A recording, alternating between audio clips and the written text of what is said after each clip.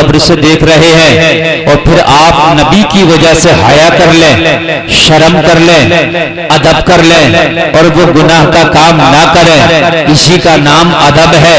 और जहां ये अदब होगा वही मोमिने कामिल है, वही सच्चा ईमान वाला है। इनका कॉलम का आवाज बढ़ाओ भाई ऑपरेटर साहब, ये जो कॉलम है ना इनकी आवाज बढ़ाइए आप। हाँ, आवाज बढ़ा के वापसी बढ़ा के रखिए, कॉलम की बेस बढ़ाइए थोड़ा सा। हजरात मेरी बात समझ रहे कि नहीं समझ रहे हैं आप? अभी शराबी शराब नहीं पीता दुनिया वालों के सामने, और तुम गुनाह करना छोड़ दो इस वजह से कि मुस्तफा देख रहे हैं। नमाज अगर छोड़ रहे हो तो सोच लो मदीने वाले मुस्तफा देख रहे हैं। इंशाअल्लाह नहीं छोड़ोगे, इंशाअल्लाह नहीं छोड़ोगे। अदब इंसान को कहां ले जाता है?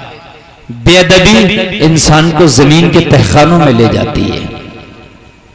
इसीलिए सलाम किया करो, सलाम करने से नफ्स मरता है। इंसान का नफ्स मोटा नहीं होता, तकब्बुर नहीं आता। हर छोटे बड़े को सलाम किया करो। अगर आप सलाम करने की आदत डाल लेंगे ना तो आपके जहन से तकब्बुर निकल जाएगा। आप अपने आप को बड़ा समझना छोड़ देंगे। समझ रहे हैं आप? जो बड़ा मैं वाली बात है, मैं हूं, ये जो घमंड है, क्रूरता है, ये इंसान के ईमान को खा जाती है। मैं नहीं होना चाहिए। जलसे में आने वालों, जब तक अदब तुम्हारे दिल में नहीं होगा, जब तक अदब तुम्हारे अंदर नहीं होगा, ईमान मुकम्मल नहीं हो सकता। ईमान मुकम्मल, जोर से बोलिए, ईमान मुकम्मल नहीं हो सकता। जी बेशक। एक जमात है, उसको हम कहते हैं वहाबी की जमात। उसका माना ही आता है बेअदब, और बेअदब जमात है वो। उसने नबी की भी गुस्ताखियां कर दी, अदब ना कर सके। मालूम है आपको, अदब करने से हबशा के बिलाल को आशिकों का इमाम बना दिया गया। हजरत बिलाल के अंदर क्या खूबी थी मुझे बताइए, कोई एक खूबी तो बताइए। रंग काला था, आंखें छोटी छोटी थी, माल नहीं था, बिके हुए गुलाम थे, टाट का लिबास पहनते थे। लोगों बताओ बिलाल के अंदर क्या खूबी थी जब तक नबी की दामन में नहीं आया था बिलाल? चेहरा काला, आंखें छोटी, होठ मोटे, किसी का खरीदा हुआ गुलाम। क्या था बिलाल के पास? मुझे बताइए तो, क्या था बिलाल के पास? कुछ भी तो ना था। लेकिन जब मुस्तफा का अदब बिलाल के सीने में आया ना तो आशिकों का इमाम बन गया। अरे यही तो है ना, और तो इसके अलावा तो कुछ नहीं है ना बिलाल के पास। मुझे बताइए अगर कुछ हो तो। कुछ नहीं है। जब तक बिके न थे तो कोई पूछता न था, तुमने हमें खरीद के अनमोल कर दिया।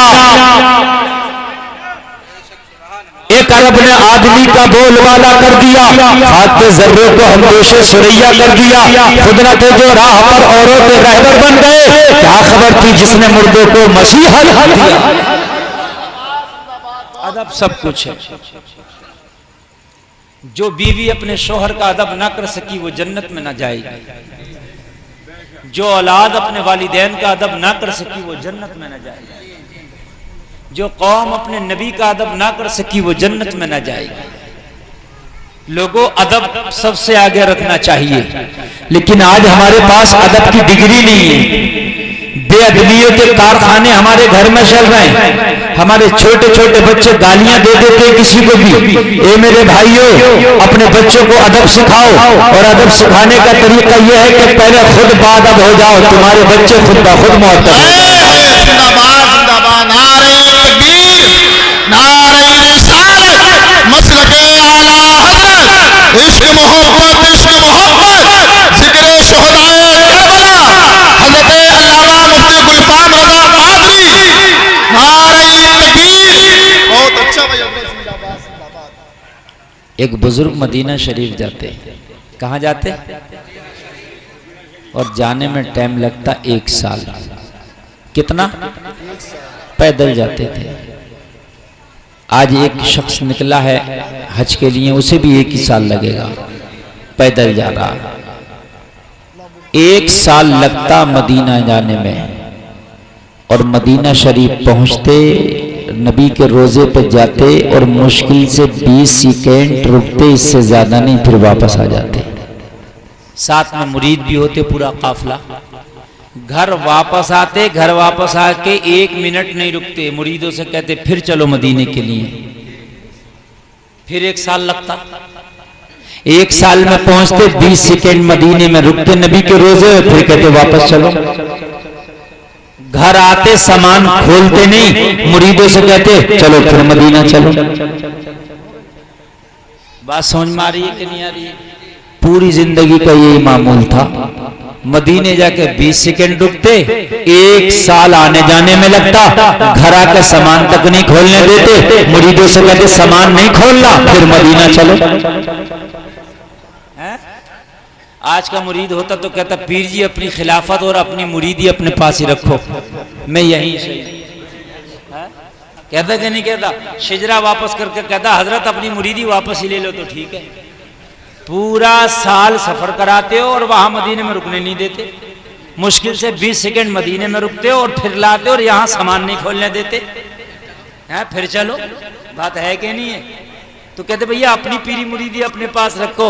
मगर वो पीर भी पक्का था, ये मुरीद भी पक्का था। यार जरा जोर से बोलो।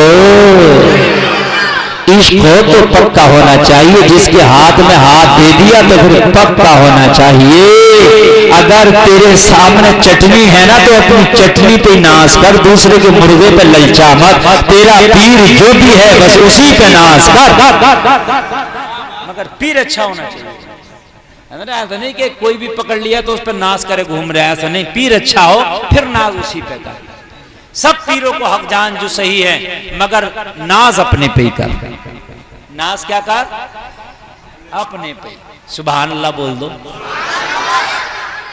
अगर बात आ गई तो मैं आपको बता दूं, तवज्जो फरमाइए, बहुत मोहब्बत से सुनना। आप इन बच्चों को जरा खामोश रखें आप। मैं जोर से बोलना भी जानता हूं, और मैं इतनी जोर से बोलना जानता हूं कि मेरे बराबर जोर से पूरे हिंदुस्तान में अभी तक कोई नहीं बोलता। ये बात में मुबालगा नहीं है। आप ये मत सोचना हजरत हल्के बोल रहे हैं, मैं मैटर बहुत हाई फाई दे रहा हूं। अभी तक नहीं बोलता, अभी तक भी, समझ रहे हैं आप? हाँ, मैक वालों की मेरे बैग पे हालत खराब हो जाती है कि इसे चलाएं कैसे। समझ लीजिए आप। तो जोर से बोलना मेरे लिए कोई बड़ी बात नहीं, मेरे लिए हल्के बोलना ये कमाल की बात है। समझ रहे हैं आप? हाँ, तो मैं जो बोल रहा हूं उसको समझिए आप। इश्क कैसा होना चाहिए, अदब क्या होना चाहिए। दिल्ली में जाओगे तो आपको एक नाम नजर आता, निजामुद्दीन महबूब इलाही। कभी नहीं जाना हो तो जाना, कभी नहीं गए हो तो जाना, एक बार जरूर जाना। बहुत बड़ी बारगाह है। दिल्ली का शहंशाह तो ओरिजिनल वही है, शहंशाह तो वही है। उनका एक मुरीद है, नाम है मीर खुसरू। कह दो ना सुभान अल्लाह। मीर खुसरू का मजार भी निजामुद्दीन महबूब इलाही के पातियाने की जानिब है। समझ रहे हैं आप? नीचे को निजामुद्दीन महबूब इलाही के नीचे को मीर खुसरू का मजार है। ये मीर खुसरू मुरीद हैं, निजामुद्दीन महबूब इलाही पीर है। कौन है? पीरा मुरीद हैं दोनों। आए हाय, मुरीद हो तो ऐसा, पीर हो तो ऐसा, है ना? हमारे यहाँ का तो मामला ये है कि मस्जिद के इमाम के पीछे जिसके पीछे नमाज पढ़ ला ना, उसी की चौराहों पर बुराई करता घूम रहा। भाई मेरा इमाम ऐसा, मेरा इमाम ऐसा, मेरा इमाम ऐसा। हाय हाय, तेरी नमाजें क्या होंगी? तू उसी के पीछे कहता, पीछे इस इमाम के अल्लाहू अकबर, और फिर चौराहों पर बुराइयां करता। शर्म नहीं आती? या तो उसके पीछे नमाज पढ़ना छोड़ दे, और या फिर कान खोल अपने आप को मुसलमान कहलाना छोड़ दे। भाई अगर कोई शरई कमी है तो सामने रखो, लेकिन ये बाजारों में, चौराहों पर, चौपालों पर इमामों की बुराइयां करता ना भूलना। निजामुद्दीन महबूब इलाही ने अपने मुरीद मीर खुसरू को बुलाया, बुला के कहा मीर खुसरू पुरानी दिल्ली में मेरा फला काम है, करके ला दो। ठीक है हुजूर। काम करने गया, मिसाल के तौर पर काम 1 घंटे का था, कितने घंटे का लग गया? 3। कितना लग गया? तो भाई पूछेगा नहीं पूछेगा भेजने वाला, बैठ। ये छुटंकियां बड़ी परेशान करती हैं, समझ रहे हैं? अब ये इतनी अच्छा बैठेंगे सबसे आगे, तो सबसे बड़े दादा यही हैं, सबसे आगे। तुम देख लो, सबसे आगे बैठेंगे। अब फिर देखो, फिर कोई उठेगा, किसी को उठने मत देना अब यहां से। हाँ, 3 घंटा लग गए। और टाइम कितना लगना था? 1 घंटा। जब 3 घंटे के बाद मीर खुसरू आया तो सरकार निजामुद्दीन महबूब इलाही ने फरमाया, खुसरू इतना टाइम कैसे लगा? क्योंकि घंटा 1 लगना था और 3 गुना टाइम लग गया। तो पूछना तो लाजमी था ना। आप अपने बच्चे को अभी दुकान पे भेजो, पेप्सी की बोतल ले आ, और वो बच्चा तुम्हारा 10 मिनट के बजाय 1 घंटे में आए, तो कहोगे बेटा कहाँ था? मीर खुसरू इतना देर कैसे लग गया?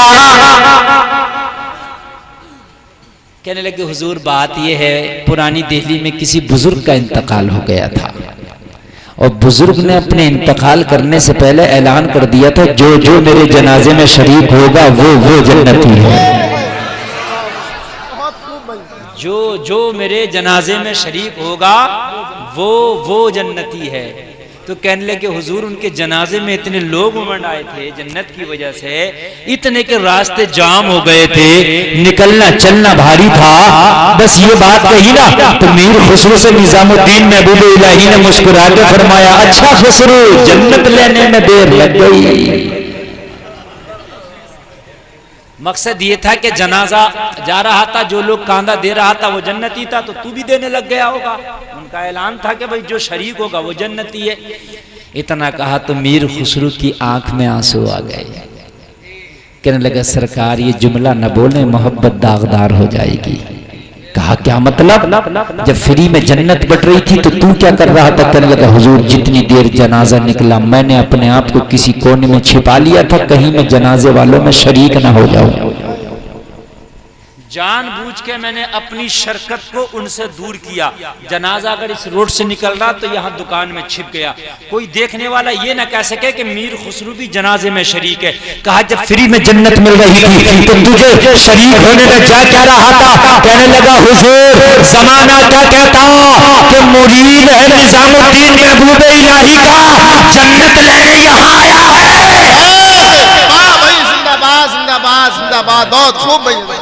अपने पीर पर भरोसा नहीं था, अपने पीर पर भरोसा नहीं था, मुरीद है उनका और जन्नत लेने यहाँ आया है। इसलिए हुजूर मैंने अपने आप को अलग कर लिया।